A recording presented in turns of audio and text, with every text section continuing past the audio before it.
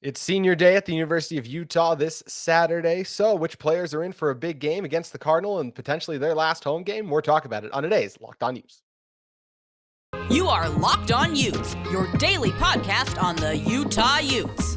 Part of the Locked On Podcast Network. Your team every day.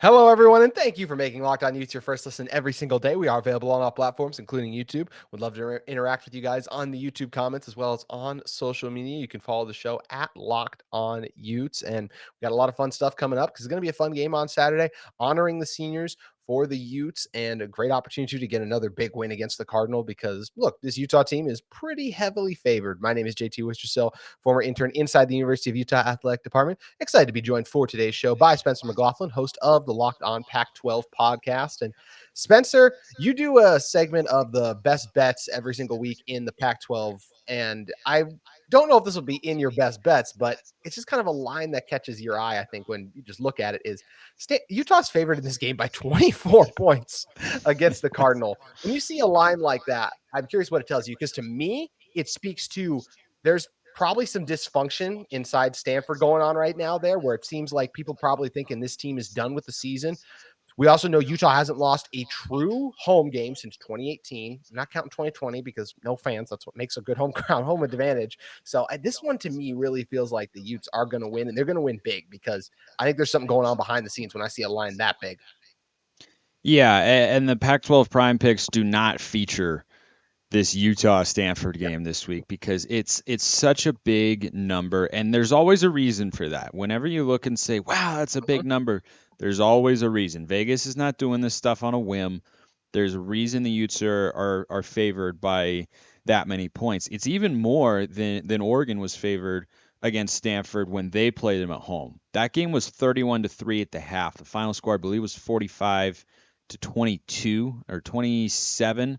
I think it was 45-27. I'll double check that. But Utah being this big of a favorite is a testament to a couple things. Number one, the Utes are still a really good team, even though they're out of the college football playoff race. Number two, Stanford is not a good football team. No. They got housed last week at home. Not a great home field advantage, but still, they're on their home field, waking up in their own beds, not having to travel, and they were beat by 38 points by Washington State. The Cougs offense has been struggling mightily, and they got things going against that Stanford defense because the Cardinal have just completely lost their identity for what made them a good team with Jim Harbaugh and then David Shaw for a long time. And that's the trenches. They're just bad. Their offensive line is putrid. Their defensive line is not physical. Their linebackers are not good enough. They've got a couple solid players in the secondary, but if you don't have a pass rush, I don't care if you put Deion Sanders back there, guys are going to get open. You can't cover for that long. And there's just nothing to this Stanford team that makes me believe Utah is going to have a problem with them at home. On the road, I could maybe see a slower than expected start, but at home, I expect this to be Utah all the way. It's not in the prime picks because it's up to 24 now. If I could get 23.5, maybe I would. But regardless, I would lean Utah here. Even giving up that many points, this could be a 49-10 final score or 49-17 final score. It could be something like that. The Stanford team is just not good. I agree. You love those like 23.5, by the way. You don't like the even numbers. You like those little. No, that's how Vegas gets you. The key numbers that you want to look at: 7, 10, 14, 20, and 24. And maybe more 21 than 20. But anytime you're around there, I'd rather be on this side of it. And you think a half point isn't a lot when talking about gambling. Those half point hooks are there for a reason. Like if you told me this was 24.5, maybe I'd go with the Cardinal, but I really don't have that much faith in them. And it feels like a 42-10, 45-10 or 17 sort of game. So I really do not have a lot of confidence in the Cardinal. But when you're looking at those numbers, just generally speaking, like for example, one I will have in the prime picks this week, as long as you can keep it under 20, is UCLA minus 19.5 at home against Arizona. There's a reason that that takes place, because to get to 20, 2 touchdowns, 2 field goals, right? So unless you have a missed extra point, then you're going to cover it at 19.5, but you wouldn't cover at 20.5 if you separate yourself from the other team by that much. So 7, 10, 14, 20, 21, and 24 are the biggest kind of pivot points where I look and go, hovering around that line, I'd rather have that extra half point in either direction. It's why I'm staying away from Utah, but I have no reservations whatsoever about Utah winning this game. Some good advice for our best big game bets that we're going to get to a little bit later. Yes, we will. And yeah, you mentioned that absolute thrashing that occurred at Stanford last week, 52-14. And that was one where, look, the Cardinals give up over 200 yards passing. That's kind of been a theme throughout the season, but they gave up 306 yards on the ground. And we saw this Utah team absolutely decimate them last year on the ground, too. Utah had 3 running backs last year in Mekhi Bernard, Tavion Thomas, and TJ Pledger go for over 100 yards. And I mean, when you just look at it that way, I mean, I feel like the Utes can get them through the air. They can get them on the ground. It's why you see the line so large. So I think in terms of players in for a big game for me, for Utah, I think Cam Rising is going to have a nice bounce back performance. He just wasn't quite himself last week against Arizona. Just didn't look quite right. 13 for 25, 150. It was raining. I wouldn't worry about it. Too. Well, no, he just got the injury thing is the bigger concern. Yeah, I agree. Against Washington State, you can tell he's just not quite right yet. So, but he felt like he settled in as the game went on. Still missed a couple throws late, but definitely was better in the second half, I thought, especially the first drive was rough, but he's got a little better each time. So I think this is a nice opportunity for him to get back a little bit. I don't expect Dalton Kincaid to play still in this one, but I do feel like that you're going to see this passing game kind of come back to form a little bit. Cam will have over 250 yards passing in this one. You see Devon, a couple of deep bombs to Money Parks, Jalen Dixon get involved a little bit too. And Thomas Yasmin made a couple nice plays in the passing game last week. I expect him to do some things for the Utes. And then looking at the ground, you look at last week and Tavion Thomas finally returned to the sideline for this Utah team after his brief absence against Washington State. And then we just didn't really know what was going on with him. Coach Witt was kind of no comment, played on kickoff as well as was in on punt return. So, and then once we saw Jalen Glover and Jaquindon Jackson get dinged up, that's when he came in the game and started to rush it a little bit more. I think that just getting that back in, had the practice reps a little bit. And he was someone who's willing to do whatever the team needed. He went in on scout team for them. I think we're going to see Tavion Thomas cross 100 yards again in this one. I think the Utes are going to ride him early. I don't know how much of Jalen and Jaquindon we're going to see with both those guys a little banged up, as I mentioned. I don't think they're anything. I don't think they'll be ruled out, honestly. But I think if you can save them, why not? Because at this moment, they feel like they've been strong backs for you, and this is a great opportunity to get a win and get your leading rusher from last season going again. So I do think Tavion's going to have a big game. And look, I don't know if Utah's going to have another 300 yards rushing performance, but man, I think they're definitely heading for over 250 in this one. If they're not over 250, I would question the game plan. You can run on this Stanford team really easily. I have a question for you. They're just not good in the trenches on either side of the ball. They struggle to get a push. They can't protect Tanner McKee, who's not very mobile. They can't stop the run. They don't get after the passer super well. For what I've seen, they get after the passer a little better than they do stopping the run. But you think of those old school Stanford teams, their offensive and defensive lines were what made them great. And then a player like Bryce Love, Christian McCaffrey, Stephon Taylor, a bunch of other great running backs they've had complemented that. But this is just not what Stanford is anymore. They've gone in a different direction. I don't think it works for them particularly well. I have a question for you, though, JT. Who's Utah's fourth string running back? Fourth string running back. This is what makes it so weird because honestly, at the moment, it probably is Tavion Thomas. That's what's kind of crazy. This running back depth chart, I know it's surprising. This running back depth chart is completely flipped, but with everything that Tavion was kind of dealing with, he really didn't seem like was going to get a carry in this game until Jaquindon Jackson, and who's a former quarterback, Jaquindon. I want to remind people. And then Jalen Glover, kind of the true freshman, kind of got banged up a little bit. And then it was just Mekhi, and Mekhi's dealing with injuries as well. So that's the biggest. I just like going into the season, we thought it'd be Tavion and Mekhi, but Mekhi's a little bit hurt. Tavion, I think he's battling some injuries and has some other stuff going on behind the scenes that's none of our business as well. So at the moment, that's why it feels like Tavion's the fourth string. But Coach Witt doesn't really update the depth chart, so that's where it's hard to tell. But I do feel like at this moment that in a Pac-12 championship, if it was played tomorrow and Utah was in it, I think Tavion Thomas would get the least amount of carries in that one, just based off what we saw against Arizona. So I asked that question to bring up my prediction for this game. I think Utah will have 3 players run for a touchdown, I like that. and they will have at least 3 players, one of them being Cam Rising, assuming he's fully healthy and playing, Mhm. over 60 yards rushing. I like that. I think you'll have 3 guys in that range. And if Utah is smart here, which they tend to be with that coaching Pretty staff, smart. I think you play a bunch of different running backs because you can. This is not a Stanford team where you need to play your best back and he's what's going to drive the bus for your rushing tech. No, you can put a variety of different running backs with different styles, and you're going to be able to handle the Stanford offensive line. So I think you'll have Cam Rising. I'll say Cam Rising over 50 yards rushing. I think you'll have 2 running backs over 75, one over 100, and all 3 will run for a touchdown, whatever order they come out on the field in. I like it.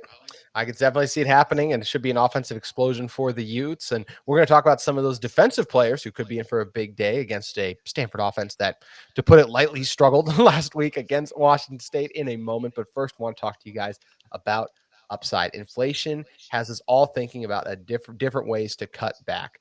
Whether it's driving less, dining out less, or buying less from the grocery store, we can all agree there's nothing fun about less. That's why I started using Upside. Upside is an incredible app for anyone who buys gas, groceries, or dines out. With Upside, I don't have to cut back because I get cash back on every purchase. To get started, download the free Upside app, use my promo code LOCKED, and get $5 or more cash back on your first purchase of $10 or more. Guys, Upside is super easy to set up, download from the App Store, and start saving today. So make sure you head over and get Upside. It earns more than $1 million every week for their users, and it's probably why they have a 4.8-star rating on the App Store. Download the free Upside app and use promo code LOCKED to get $5 or more cash back on your first purchase of $10 or more. That's $5 or more cash back on your first purchase of $10 or more using promo code LOCKED. Once again, I want to thank you for making Locked On Utes your first listen every day. For your second listen today, check out Locked On Sports Today for the games that matter the most. To the biggest stories in sports, go beyond the scoreboard and behind the scenes with local experts and insights only Locked On can provide. Locked On Sports Today, available on this app, YouTube, and wherever you get your podcast. So, Spencer, coming back in, looking at this Utah defense that's coming off an outstanding performance against Arizona. Yes, the weather was bad, but at the same time, you still saw the Utah some success through the air, and you could just see the coverage downfield, especially for the amount of time Jaden Delora still had on a couple of those throws, was really outstanding. And I expect these corners to once again be able to stick to those receivers for the Stanford passing game. And is another one where it's hard to peg down which Utah players are in for a big game because I feel like so many of Utah's defenders could really go off. So I'll go with a budding star I've had a number of my guests, he's been their favorite player, is Jonah Ellis, Utah's defensive end. He only has a sack and a half on the season, but that doesn't really show the amount of pressure he's been generating. So I do think against a struggling Stanford offensive line, he's going to get home for 2 sacks. And I do think someone in this Utah secondary gets a pick. And I'm going to go with Zemiah Vaughn, who had a big game last week. I think Zemiah Vaughn got a career high in pass breakups. This week gets an interception. And I think the Utes just are able to create chaos on that side of the ball. And it's one of the things that leads to this line being as large as it is. Yeah, we've talked about the pass rush for Utah being inconsistent, the front 4, particularly against USC, just not able to generate a consistent amount of pressure on the quarterback. This is what you'd call a potential get-right game. If Utah struggles to get pressure here, then it's going to be tough sledding next week against Oregon because that offensive line is the best in the Pac-12. They are ridiculously good. Bo Nix has been sacked once in 9 games. Once in 9, which is a credit to Bo's mobility from time to time, but it's about 85-90% credit to that offensive line and how good they have been. Their experience, their veterans. So if you're Utah coming into this game against Stanford, if you're not able to pressure and sack Tanner McKee on several occasions and have it be consistent, then that's a red flag going into a game at Oregon that's got a prolific offense. But the Stanford team does not. And I think if you're Utah, you have an opportunity here to use this as not just a get-right game for the defensive line, but really for the entire team because Stanford has not been good, and the entire defense in particular. You know, the last time the Cardinals scored over 30 points, they've only done it once this year, and that was against Colgate, which last I checked was a brand of toothpaste and barely a football team. They've been under 30 points every time. The two Look at times where Colgate they've too. Nothing specifically. They managed 27 points in Autzen Stadium at Oregon. Most of those points came in garbage time, as they had 3 points at the half, and the game was never close. They had 27 at home against Oregon State, and they had 28 at home against USC. Those are their only notable scoring outputs. They had 22 at Washington. Again, a garbage time touchdown in there made that a little bit closer than it was. They've been under 20 points in 4 straight games. Somehow they're 2-2 in those games because Arizona State's a mess and Notre Dame sucks offensively. So what you have here for Utah is a team that's not going to score a lot of points. So then you go to the other side of the ball. How's Stanford been winning these low-scoring, slug-it-out affairs? Is Stanford's defense good enough to slow down Utah? I say no way, Jose. And I like the Utes big here. And now as I'm saying this out loud, I might like them in the Pac-12 prime picks because you're going to hold the Cardinal most likely under. You're going to hold them most likely under 20 points. I'm still scared by that 24 number. Whether or not the Cardinal could come in the back door. If it were 23.5, I think I'd go with them. But BetOnline, last I'd looked, maybe it's moved. Had it at 24. But this is I can't see the Cardinal on the road here scoring over 20 points. 21 is the absolute max they could have. So then, if that's the case, you need Utah to get to around 45. Like that's just a little iffy potentially. But in terms of struggling with the game, no issues for Utah here. No, absolutely none. 16, 15, 13, 14. That's Stanford's offensive output in their last 4 games. That's all you need to know. And those are against a good Washington State defense, a solid UCLA defense, but I think Utah's is capable of being better, an Arizona State defense that stinks, and Notre Dame's is fine, but whose team overall is not very good. Exactly. I love that you did bring in the heat today, by the way. You were fired up after those ranking shows last night. Oh, yeah. Oh, gosh, the college football playoff rankings, mostly fine, but the ones that they're missing big time.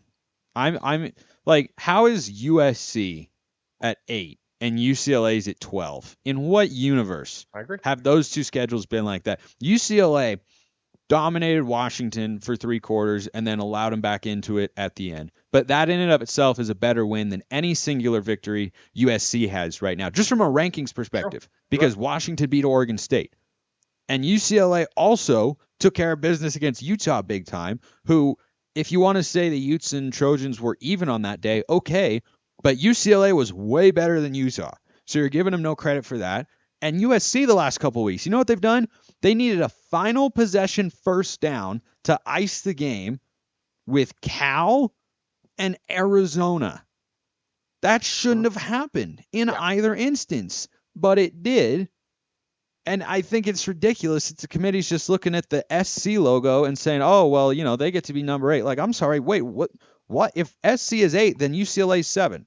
And I don't think USC should be 8, but I think UCLA should be inside the top 10. I think everything else is about right, but I think USC should be in Clemson's spot. I think UCLA should probably be 1 slot behind Alabama at 8, so I'd have UCLA 9. I'd have USC 10. Oregon at 6 is correct. Or LSU at 7 is correct. Tennessee at 5 is correct, as is TCU 4, Michigan 3, Ohio State 2, and Georgia at number 1. And Clemson should be below Utah. The Utes would roll over the Tigers. Clemson stinks. The ACC is bad, and Clemson has been scraping by. I am all fired up about that sort of stuff. Gosh. If you guys think that's a lot about Clemson too, please go check out the Locked On Pac-12 podcast. Spencer really goes in on Clemson and some of these rankings. God, they're bad. It is a fun time for the Pac-12 to at least have those 4 teams in the top 10, and it's a fun time for college football because it's another great slate of games, and we're going to talk about those in a second. But first, I want to talk to you guys about a great deal from UCCU. UCCU is offering a 15-month savings certificate with an incredibly high APY of 4.00%. Plus, you can jump up to earn an even higher rate of return anytime during the life of your certificate. Guys, we know interest rates and inflation are both on the rise, so this limited time offer, once again, is a 15th month savings certificate from UCCU with an incredibly high APY of 4.00%. With your savings certificate, you guys know you can save a lot, and it's a great opportunity to do because saving accounts typically come with unlimited deposits and withdrawals. But a savings certificate, you just make one deposit and then let your money grow and grow and grow and grow. And with a fixed rate of return that's much higher than a standard savings account. How much higher? Let's just say a lot higher. You can also get a savings certificate for as little as 500, making this an awesome opportunity for every type of saver, big or small. Make sure you guys visit ucccu.com to learn more or get a savings certificate today. Once again, that limited offer, a 15-month savings certificate from UCCCU with an incredibly high APY of 4.00% and a variety of terms and options to match your specific needs. Visit ucccu.com to learn more or to get a savings certificate today. UCCCU, love where you bank. Also, want to talk to you guys about our friends at BetOnline. BetOnline has you covered with the biggest odds, lines, and games. You guys know it's a great time to be a sports fan right now. College basketball is now back, NHL, NBA underway, and the college football and NFL season is really starting to kick into high gear. There's so many fun games for you guys to get cash in on the action for, and that's what BetOnline is here to help you do. It's the fastest and easiest way to get your betting fix. Head to the website today or use your mobile device to learn more. BetOnline, where the game starts. And Spencer, jumping into our best big game bets, let's just start with the game we've been talking about, Stanford at Utah. That line, as we mentioned, 24 in favor of the Utes. I like it. Mentioned there's not really much we've talked about for the Stanford team that they can do. You've been towing on the line of whether you like it or not. I'm going to take the points for and the Utes to cover. How do you see it? I think I'll lean that way as well, because if you operate under the assumption that Stanford is not going to suddenly pop and get over 20 points again on the road against Utah, then let's be generous and give them 17. You now need the Utes with a 24-point line that they're laying there to get to 42. And this is a Stanford defense that is really poor, and a UCLA offense that's been excellent at home in particular. So I think that's the side to lean with. I would like it more at 23.5 just in case, final score 24 or 41 to 17 rather, and it's right in that range. I can see that taking place. David Shaw's a solid football coach, but he just doesn't have that many pieces there to keep up with Utah. But I think it's more likely you hold Stanford to 13 to 17, you score in the mid to high 40s, than it is for the Cardinal to keep it within that margin. Let's move on to a sneaky fun one. LSU going to Fayetteville, taking on the Razorbacks. Arkansas, look, they're really struggling right now, but LSU coming off the biggest win in Brian Kelly's early tenure. That line is actually only 3 for LSU, so it kind of shows you that looks like Arkansas, KJ Jefferson, the experts think this could be a little bit of a game, and I I will take LSU in the points. I think they'll win by more than 3, but I think this is a fun one. It doesn't take overtime, but I think this is, Jane Daniels playing the whole way, and there's still some sweat on Kelly's old dancing face at the very end of this one because I think the Razorbacks give him a really good game. I think they do as well, and you should be cautious, at least in my view, when a line is that small, when hypothetically there's that big of a gap. So I'll lean Arkansas. Arkansas just lost to Liberty. Yeah, but And I'll Liberty's lean Arkansas and the points here because this game is in Fayetteville. I think if you flip the line the other way and went in Baton Rouge, it would be around, 9. It's usually like 4 each, not 9 or 10 or so. And I would lean LSU with that home crowd. But because it's in Arkansas, I could see LSU needing to squeak by the Razorbacks, who are not terrible and are not great. They're kind of in the middle. But this is a show me game for LSU. It's an instance where they just had a big win against Alabama, and now you've got to prove that you do belong in that conversation of, is this a 2-loss SEC team that's going to break through that glass ceiling and get into the playoff with a pair of losses on their schedule? I think they could be, but they're now playing with more pressure than they were a week ago. They got to go on the road. I think Arkansas, I don't know if they can win outright, but I would be wary. It's a stay away game for me personally, but I would go with Arkansas in the points there.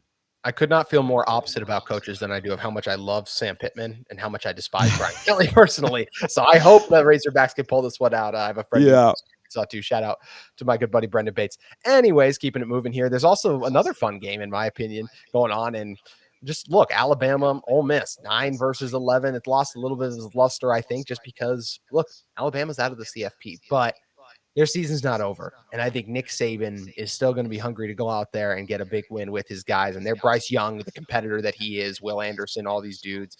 I think the Tide are gonna roll in this one. I know Ole Miss has been doing some nice things. There's a reason Alabama's favored by 12. I think they're winning by at least 2 touchdowns in this one. So I like the Tide to cover.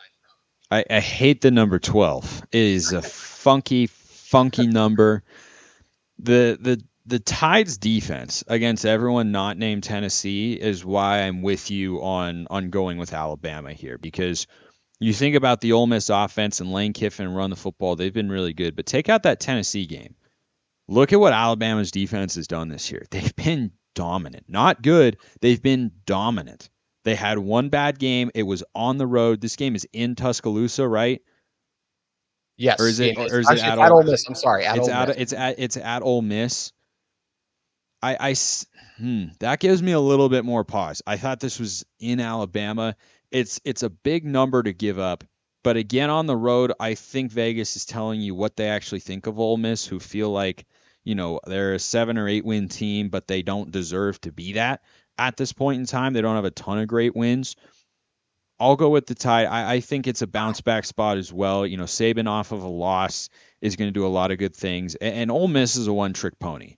And Yep. they're going to score a bunch of points. And if you can take that away, which I think this Alabama defense can, then I think Ole Miss is not going to be slowing down Bryce Young and company. And I'm with you. I think they can get it over 2 touchdowns. I bet you they win by probably 17, and it's closer than that for a while.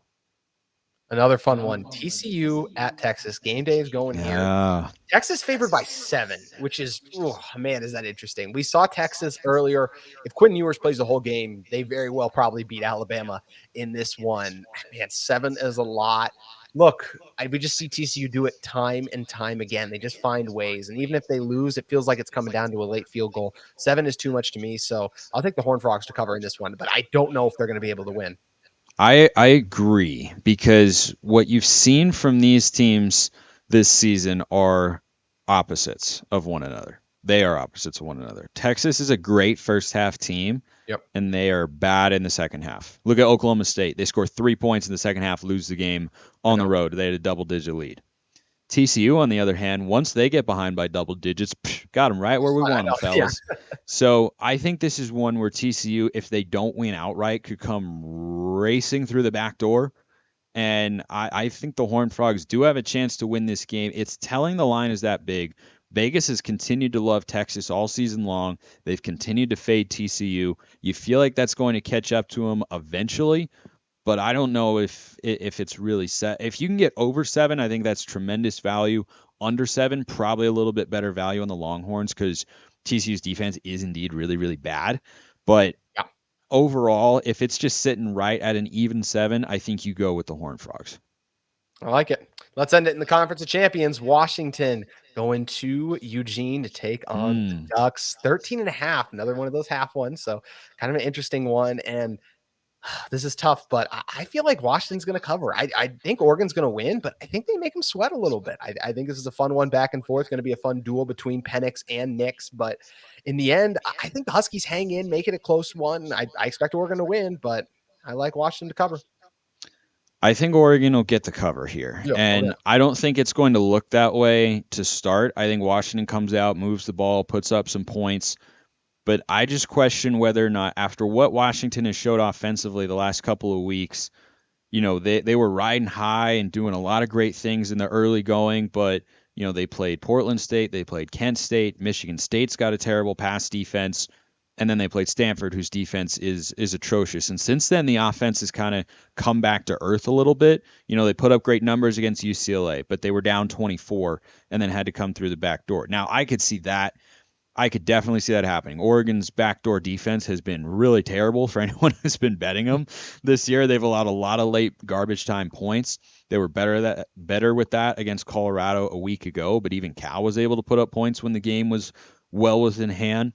But UCLA went in there as a 6-point underdog, and Oregon took care of business. And I think the Ducks inside Autzen Stadium are just really, really good. So I think Oregon wins 45-28. I like it. I think it's going to be a lot of fun, as this slate of games will be. Shout out UCF Tulane 22-17. That's going to be a great one. That line. Yes. I just didn't want to take UCF. Take UCF. I'll take Tulane. We'll see who comes out on top. I'm with UCF. Boy, we got some bragging rights on the line this weekend, you and me, just on this We show. do. And it only amps up next week, my friend. Oh, yes. Yes, it does. We will be seeing plenty of one another next week. Always good to be on with you, man. Appreciate it, Spencer. Make sure you guys check out the Locked On Pac-12 podcast. Spencer's got his Pac-12 prime picks as well. Great segment going on over there. Follow him at Smalls_55 on Twitter. Once again, thank you for making Locked On Utes your first listen every day. For your next listen, check out the Locked On Sports Today podcast, the biggest stories of the day, plus instant reactions, big game recaps, and the take of the day. Available on the Odyssey app, YouTube, and wherever you get your podcast. Thank you guys for listening to Locked On Utes, and we'll see you tomorrow.